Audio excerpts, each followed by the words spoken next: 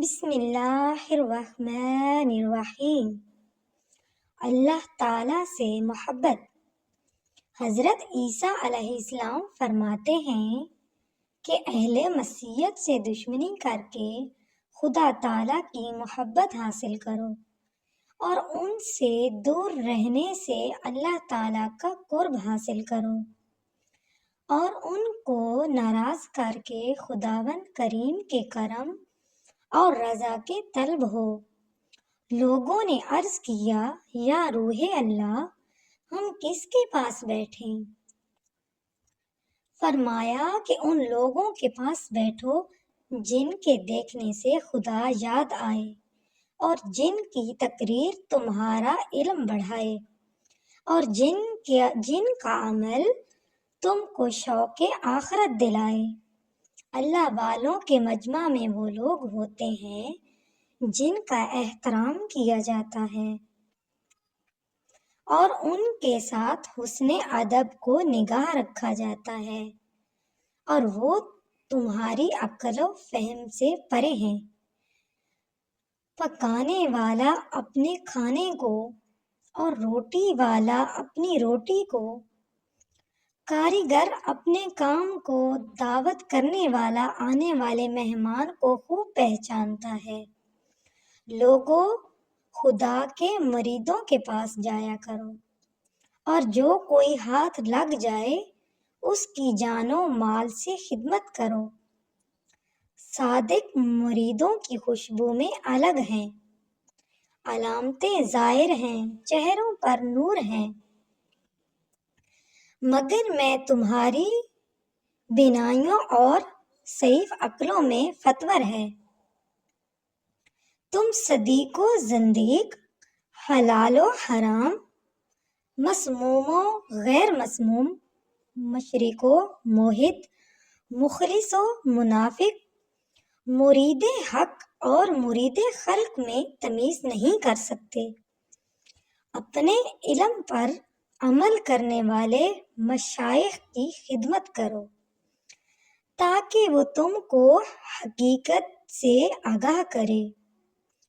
اگر ایسے مشائخ کی تلاش مقصود ہو تو رائے کے تبلیغی مرکز میں چلے جاؤ اور وہاں سے پیدل حج کے لیے جانے والی جماعتوں کے ساتھ شامل ہو جاؤ۔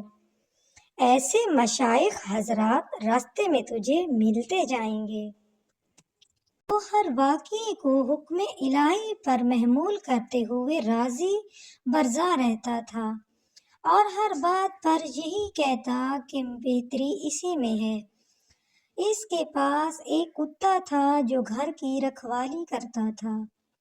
ایک گدھا بوجھ لانے لے جانے کے لیے رکھا ہوا تھا۔ ایک مرغا تھا جو صبح کے وقت بیدار کیا کرتا تھا۔ ایک دن بھیڑیا جو آیا تو اس نے گدھے کو پھاڑ ڈالا۔ اس مرد خدا نے کہا، خیر اسی میں ہے۔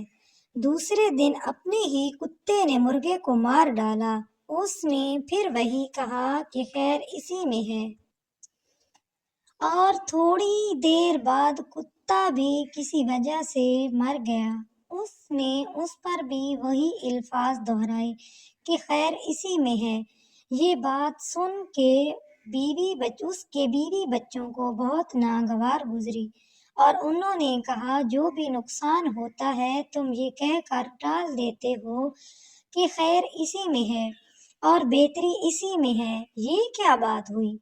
اب یہ جانور جو ہلاک ہوئے ہیں گویا ہمارے ہاتھ پاؤں تھے کہ جن سے ہم محروم ہو گئے ہیں، اور تم وہی رٹ لگائے جاتے ہو کہ خیر اسی میں ہے اور بہتری اسی میں ہے۔ اس نے کہا، میں تو اب بھی یہی سمجھتا ہوں کہ خیر اسی میں ہوگی۔ اگلے ہی روز صبح کو بیدار ہوئے تو ارد گرد سناٹا اور خاموشی چھائی ہوئی تھی۔ ادھر ادھر جا کر دیکھا تو معلوم ہوا کہ گرد نواح میں جتنے لوگ آباد تھے سب قتل ہوئے پڑے ہیں اور سامان ڈاکو اڑا لے گئے ہیں، اور ان کا گھر اس لیے بچ گیا کہ چوروں کو نہ کتے کے بھونکنے کی آواز آئی اور نہ مرغے کی بانگ سنائی دی۔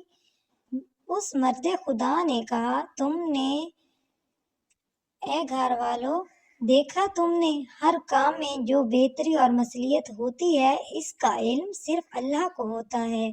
انسان تو خواہ مخواہ سوچے سمجھے بغیر بے قرار ہونے لگتا ہے۔